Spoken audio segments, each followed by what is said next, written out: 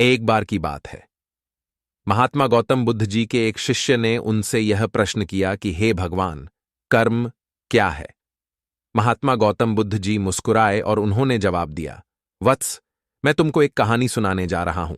इस कहानी के माध्यम से तुम सभी शिष्य यह समझा जाओगे कि कर्म क्या है। एक राजा था। वह अपने मंत्री के साथ देश का भ्रमण करने निकला। भ्रमण करते करते राजा और मंत्री एक बाजार में पहुंच गए। उस बाजार में राजा का ध्यान एक दुकानदार के ऊपर गया।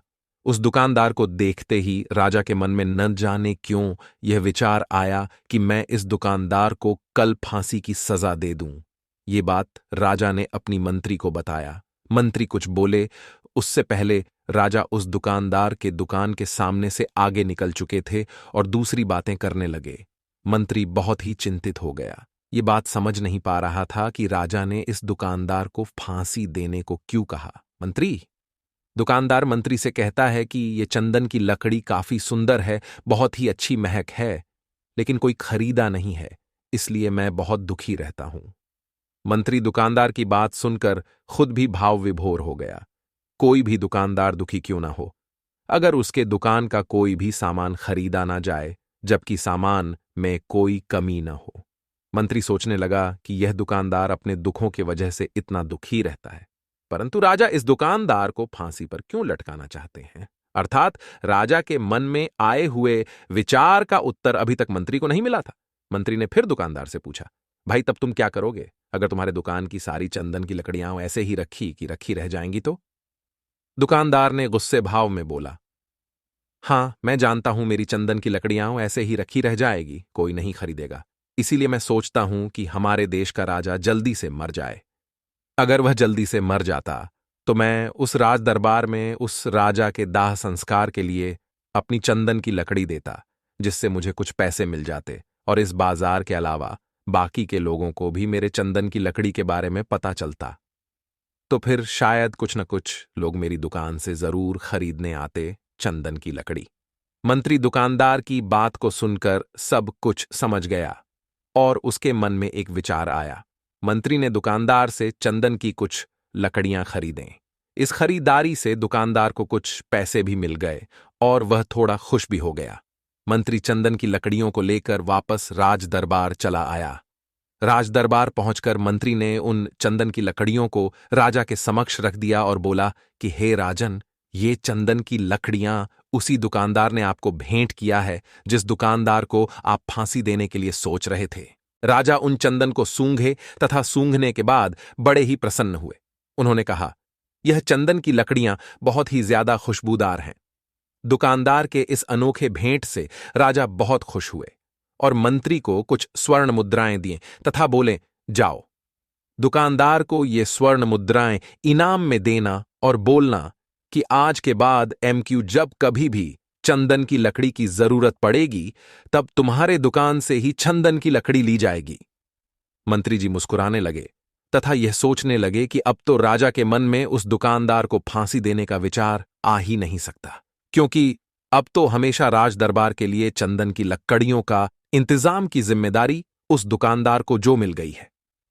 मंत्री स्वर्ण मुद्राओं को लेकर वापस दुकानदार की तरफ चल दिया।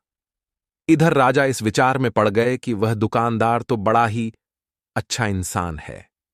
जिस वक्त मैं उसके बारे में यह सोच रहा था कि मैं इसको कल फांसी दे दूंगा, तब शायद उसके मन में उस समय यह विचार चल रहा था कि राजन पहली बार मेरे दुकान के सामने आए हैं, क्यों ना मैं उनको अपनी सुंदर और खुशबूदार लकड़ियों को भेंट करूं। और आज उसने मुझे भेंट भी किया। बेवजह ही मैं उसको फांसी देने के बारे में सोच रहा था। क्यों इधर मंत्री दुकानदार के पास पहुंच गया। मंत्री ने राजा के द्वारा दी गई स्वर्ण मुद्राओं को दुकानदार को देते हुए कहा कि जिन चंदन की लकड़ी को कल मैं खरीद कर लेकर गया था, उन चंदन की लकड़ियों को राजा ने बहुत पसंद किया और इनाम के तौर पर तुमको यह कुछ स्वर्ण मुद्राएं दिए हैं। दुकानदार बहुत ही खुश होने लगा। साथ ही साथ मंत्री ने उस दुकानदार को यह भी बताया कि अब आज के बाद राज दरबार में जब कभी भी चंदन की लकड़ियों की जरूरत पड़ेगी तो सारी चंदन की लकड़ियां तुम्हारी दुकान से ली जाएंगी। दुकानदार मंत्री की बात सुनकर बहुत ही खुश हो गया। मंत्री ने दुकानदार से पूछा, क्यों भाई, तुम तो राजा के बारे में इतना बुरा भला सोचते थे, लेकिन राजा देखो तुम्हारी कितना चिंता करते हैं। राजा कितने अच्छे हैं। राजा अपनी प्रजा के बारे में कभी भी गलत नहीं सोचते हैं। दुकानदार मंत्री की बात से सहमत हो गया और बहुत दुखी हुआ। दुकानदार मंत्री से बोला, मैं कितना गलत सोचता था राजा के बारे में। राजा तो बड़े ही अच्छे हैं, बड़े ही भले राजा हैं। भगवान करे कि राजा की बहुत ही लंबी आयु हो। यह बात सुनकर मंत्री भी बहुत खुश हुआ। फिर मंत्री वहां से वापस राजदरबार को चला गया और यहीं पर महात्मा गौतम बुद्ध जी ने इस कहानी को समाप्त कर दिए।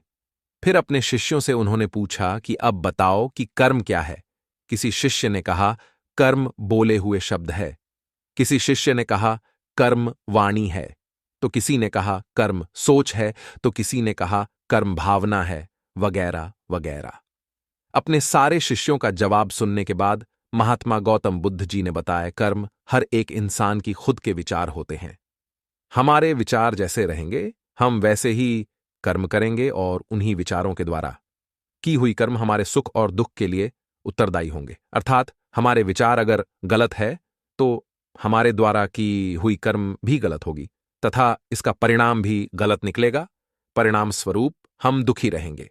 अगर हमारे विचार सही रहेंगे तो हम सही कर्म करेंगे, सही कर्म करेंगे तो फिर सही फल मिलेगा, जिससे हम सुखी रहेंगे। इस कहानी से हमने यह सीखा कि अगर हमारे विचार सही रहेंगे, निष्पाप रहेंगे, तो उन्हीं निष्पाप और सही सोच की वजह से ली गई हर फैसला सही होगा। जब सही फैसला लेंगे तब वह हमारे द्वारा की हुई सही कर्म होगी। जब सही कर्म होगी तो सही परिणाम मिलेगा, जिसके वजह से हम सुखी रहेंगे, हम खुश रहेंगे। तथा इसी जगह पर अगर हमारे विचार गलत रहेंगे तो हमारे द्वारा लिया गया फैसला भी गलत होगा और किया गया कर्म भी गलत होगा, जिसे दुष्कर्म कहा जाता है। और उन्हीं दुष्कर्म के वजह से परिणाम भी गलत मिलेगा। जब दुष्परिणाम मिलेगा तब हम दुखी रहेंगे, परेशान रहेंगे।